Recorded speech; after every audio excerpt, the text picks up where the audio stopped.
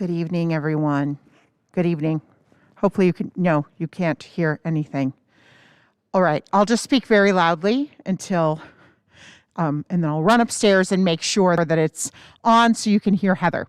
I'm Allison Moit, and I am the Worship and Arts Director here at United Presbyterian Church.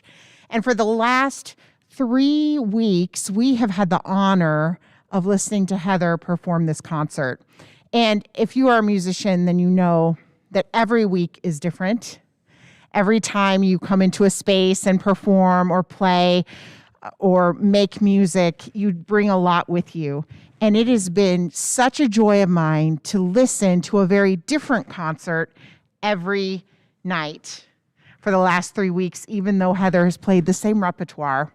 But she's played each thing differently because she brings with her each time something new to the performance. It has been such a joy to have this space filled with such beautiful and amazing music. And so we thank you for being here tonight. We want to tell you that masks are required at all times while in the building. If you want to go and mingle and talk with one another, please feel free to take advantage of our lovely grounds. And I just pray that this is as much of a blessing to you as it has been to me. Thank you.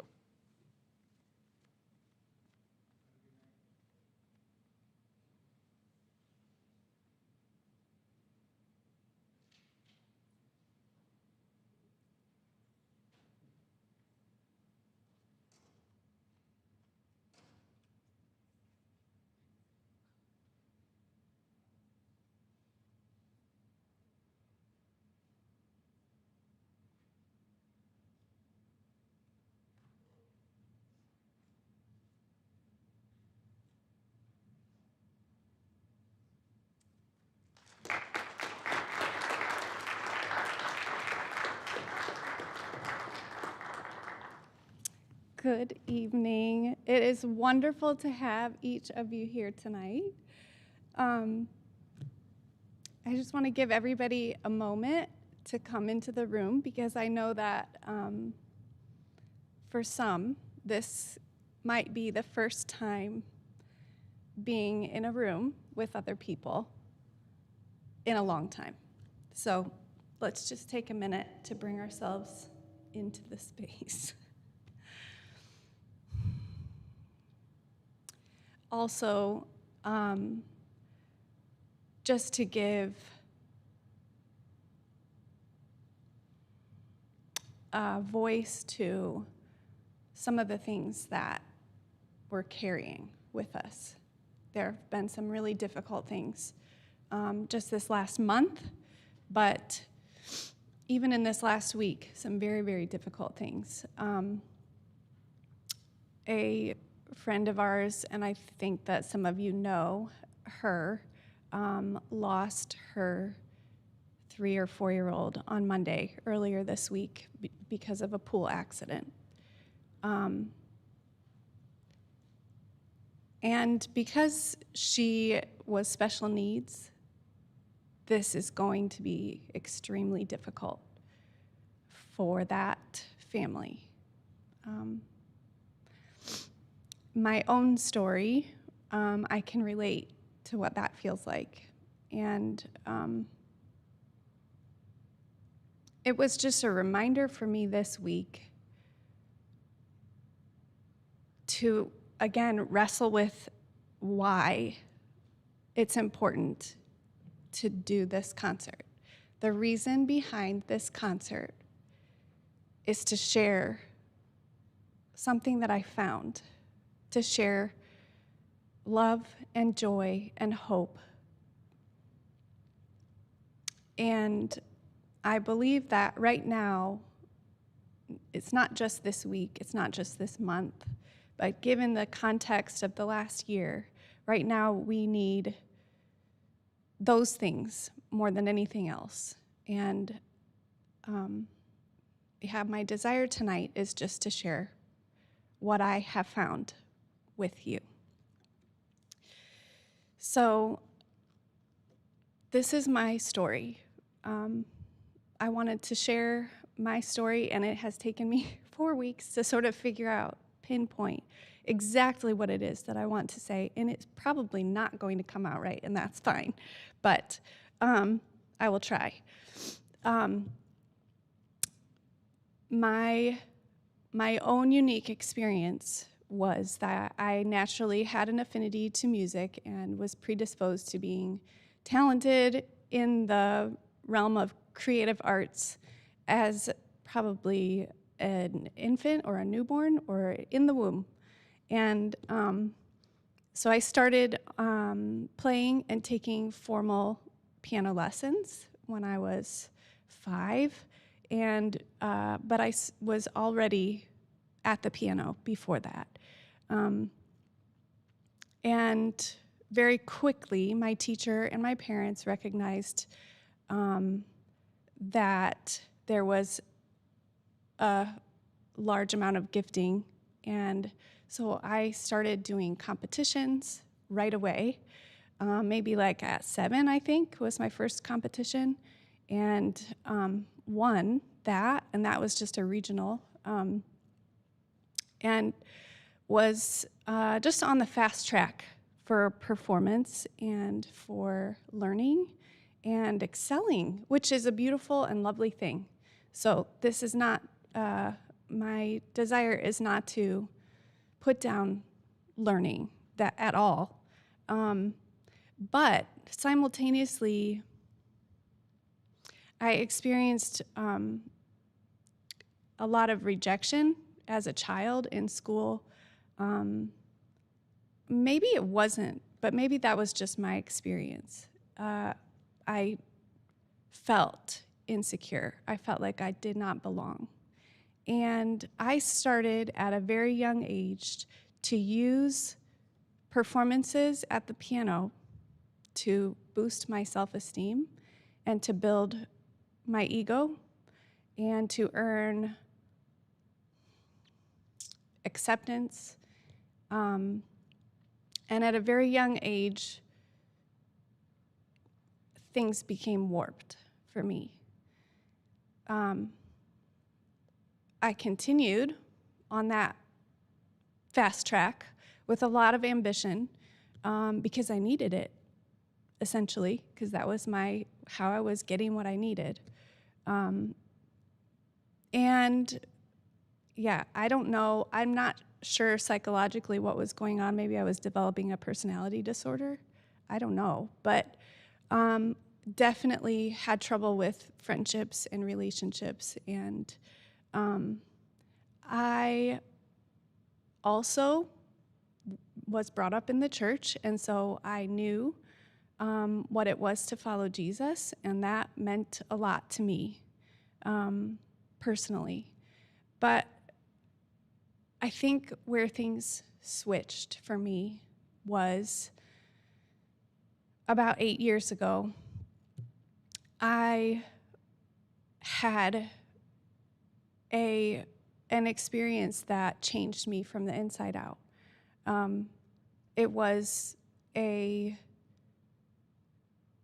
encounter of experiencing the love of Jesus, and it was so powerful that all of my issues with relationships, all of my issues with perfectionism, it's a long list. These things, my understanding of who Jesus is and the institution of the church and the institution of Christianity went from head knowledge to heart knowledge in an instant, in a moment. And suddenly I was capable of loving in a way that I had never experienced before. I had never been able to do that before. I was able to love others and myself, and completely changed, forever changed. And about a year afterwards, I had the honor and joy and privilege to walk out and test that experience with our daughter, Olivia, who was special needs and not supposed to live, And then she did, and it was extremely painful and extremely beautiful in every single moment. Every moment was breathing love and breathing thanks, taking in sustaining power from the Holy Spirit and putting it right into her body. And that was life-changing because of the layers that all of that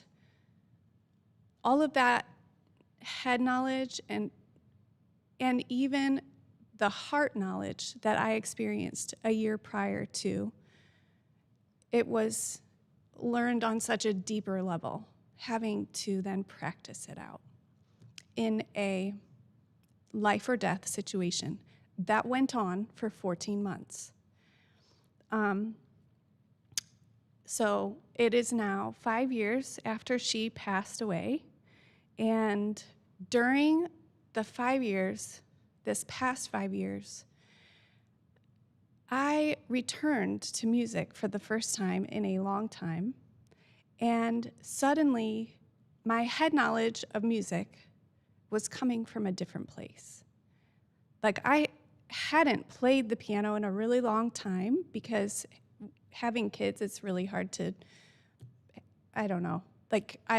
it's really hard to balance. And I had just let that be a season that was done, or at least going dormant for a time, so that I could raise our kids and build a family and have those priorities for a season. And what happened was I needed a way to process that grief, I think. And so the first 2 years, I did not want to have anything to do with music at all. It just felt like, how could I possibly take all of these raw feelings and funnel them into 12 pitches? I cannot do that. So I didn't want anything to do with it at all. But then after a little while, I started to return to play the piano. For the first time, I was playing it from a different place, a place of wanting to, like not just, well, I ought to because it's a skill that I have and I really ought to be responsible with, I've been gifted with a lot of talent, so I should use it, and like all the shoulds, and like that's how I approached playing the piano up until that point. And suddenly it was coming from a new place, a place of desire, a place of understanding what love is and experiencing, having experienced love on a new level, suddenly understanding music in a new way. And so last night I was just thinking a little bit about just these ideas, and it's not very concise, but that's okay. I want to read what I wrote, just some musings. But first of all, the very famous passage about love that is in 1 Corinthians. This is so true for me. If I speak in the tongues of men and of angels, but have not love, I am a noisy gong or a clanging cymbal. And if I have prophetic powers and understand all mysteries and all knowledge, and if I have all faith so as to remove mountains, but I have not love, I am nothing. If I give away all I have, and I deliver up my body to be burned, but have not love, I gain nothing. Love is patient and kind. Love does not envy or boast. It is not arrogant or rude. It does not insist on its own way. It is not irritable or resentful. It does not rejoice at wrongdoing, but rejoices with the truth. Love bears all things, believes all things, hopes all things, endures all things. Love never ends. Music, art, dance, art forms, creative arts, beauty. Beauty points to something outside itself, something greater than itself. It is a taste of something remembered, leaves one hungry, aching with longing for what I know, what I knew. At the deepest point of grief, I felt it most clearly. The flowers planted cheerfully in a stranger's front yard, pushing back the natural process of decay, disorder, death that is inherent in this temporal world. How fleeting beauty is. One moment the sky is lit up, the clouds glowing with fire. The next, empty shadows, mist, a vapor. Even death of beauty holds majestic grace. Beauty points to something outside of itself, greater than itself, something eternal. A light has shined in the darkness, and the darkness cannot overcome it, the light. Music, at its finest, is not head knowledge, but heart knowledge. Music, at its root, at its essence, is beauty. It is goodness in sound. Music is a heart language. Art is the opposite of machine. Art is organic, uncontrolled life. Art is wild. Art is not efficient. Art is extravagant waste. Love is extravagant waste for joy. Music at its core is extravagant waste, joy overflowing. It is love, beauty, hope manifested in sound. Hope in something greater than itself. Hope in something eternal, in joy, in love personified. The most inspired music has the power to create and inspire in me new, fresh hope in the only eternal good, love. As a follower of Christ, I want to be ready to give a reason for the hope I profess. The person of Jesus Christ, the greatest manifestation of extravagant waste. Sacrificial love, overcoming all fear and death. And so, with hands open and empty, in joy and pain, we wait in hope for love to win, to conquer all, for the final word of justice, goodness, for truth and love. By the mercy and power of that great love, I have been freed from bondage to fear, anxiety, insecurity, performance, duplicity, a calloused heart, arrogance and pride, judgment, condemnation, slander, hatred, perfectionism, orphan complex, scarcity mentality, keeping score, needing to get credit, making sure, and very likely a personality disorder, inability to forgive, inability to love. And now, having been freed from these chains that bound me, I find this gift of love in music, given back to me in greater measure than was given to me before. Because now I know what it means. Not what it means, but what it means. And it is now simply breathing love and thanks, hope, peace, joy, gladness of heart, trust in the one that has overcome in me, that he is overcoming, that the light is shining, and he has the final word. The light of the world, this is the hope I profess. And playing is simply worship. My worship, a lifestyle of music, a lifestyle of art. Now I am ready to make music with my life, worship with my moments, joy overflowing. Love is all and is in all. It does not mean the absence of pain or turning a blind eye or putting a silver lining on every heartbreak. No. Joy, beauty, love, it means you hold it all, mingled at once. These pieces I selected them because they were the ones I kept returning to. They were the ones that were the most joy-filled. the most thrilling and felt the most to speak of hope. So I do have program notes, like to talk about what these composers are doing or the history or whatever. But if you hear nothing else tonight, I hope that you can hear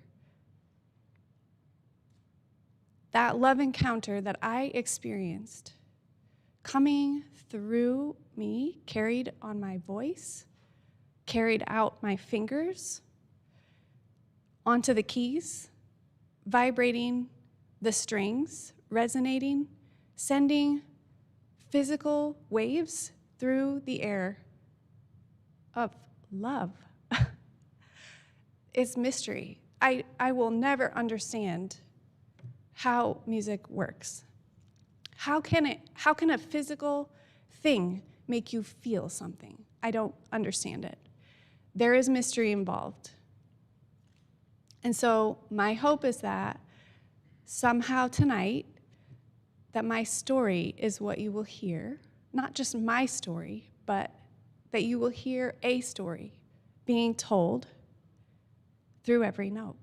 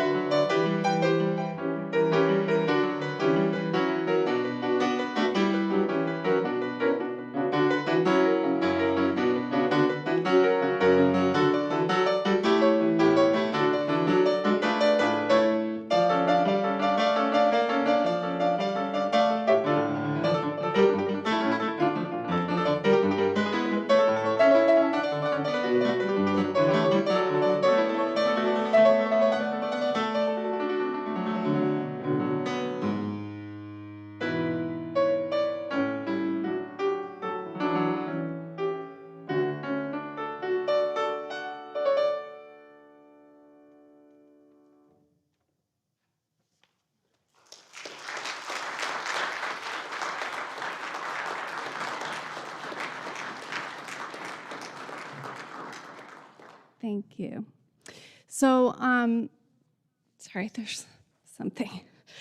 The second piece on your program is the Beethoven Waldstein Sonata, which is, I think, one of my favorite of his sonatas.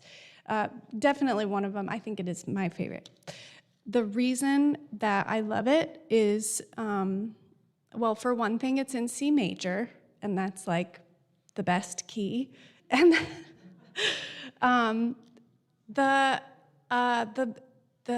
elements that are so extremely Beethoven-esque are displayed really obviously in this particular piece.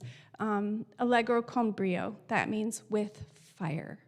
So there's a lot of fiery tremolo things happening in the left hand, and just a lot of arpeggios and a lot of scales, and it's just spectacular.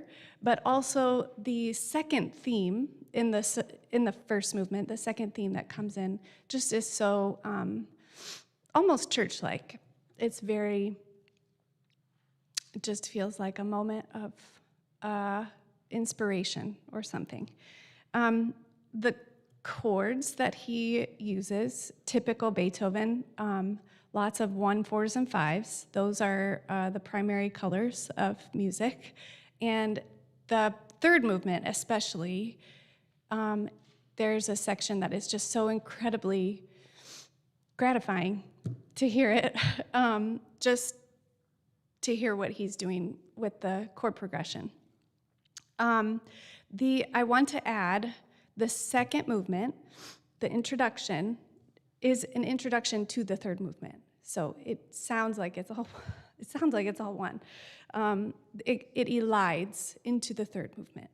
And then we will have an intermission, a 10-minute intermission after that. Let me think if there's anything else, because I forgot to say stuff last week. The end, prestissimo, like grand finale, lots of fireworks, so it's fun.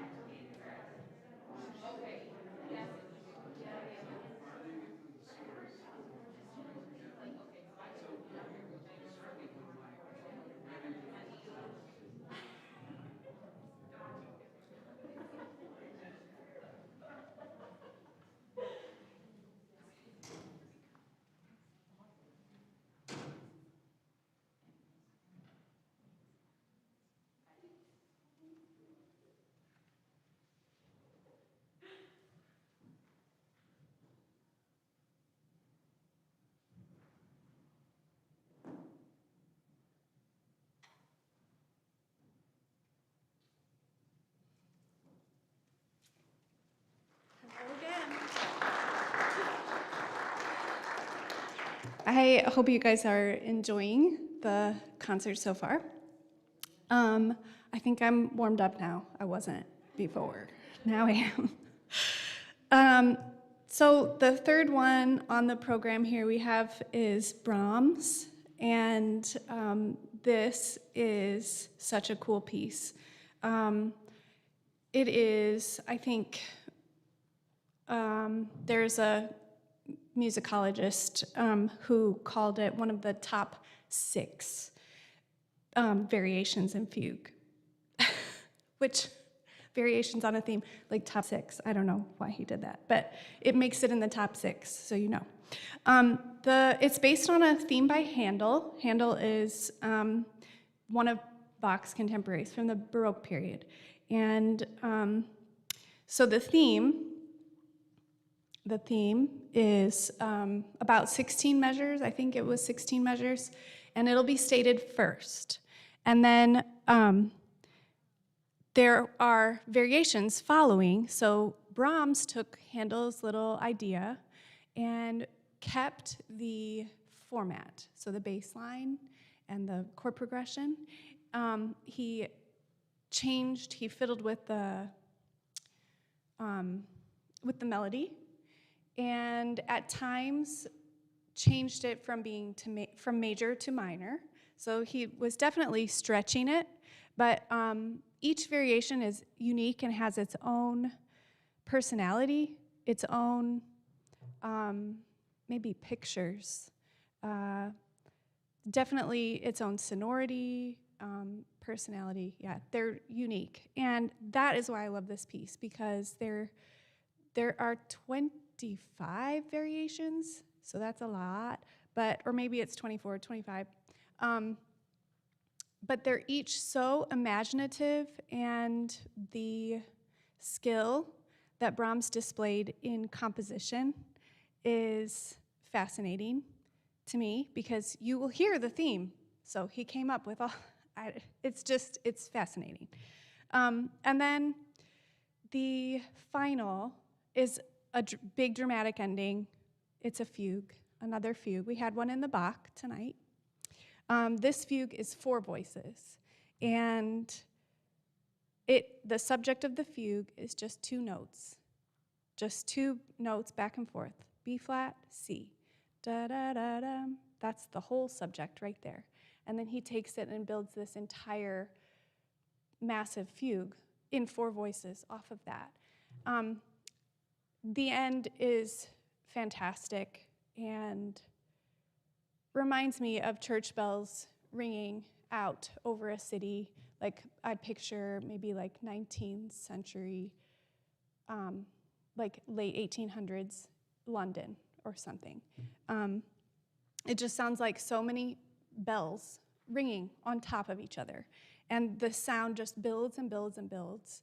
And as I have been playing through this, as you can imagine, just playing is just a special time of maybe just peaceful time for me, but also a time of worship for me. And as I was playing this, I think it was around December, I started to hear words with the subject, da-da-da-da, that. It sounded to me, just in my spirit, I was hearing or found myself singing or saying, whatever, the final word.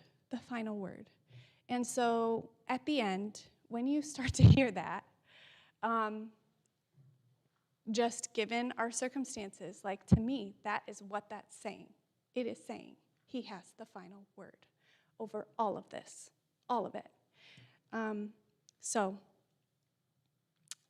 the Brahms. I am not going to talk in between the last 2 because Brahms is too big. It's just too. It's after the Brahms, you will feel like my ears are tired. They're full. I'm done. But the Ravel is like maybe 3 or 4 minutes, and it is the most brilliant piece I have ever played. It's the most thrilling. To me, it's dazzling. It sounds like light and water. It sounds like that. Like, I always think of famous art, like famous paintings or pictures or whatever. But it just, to me, it sounds like waves like crashing up on a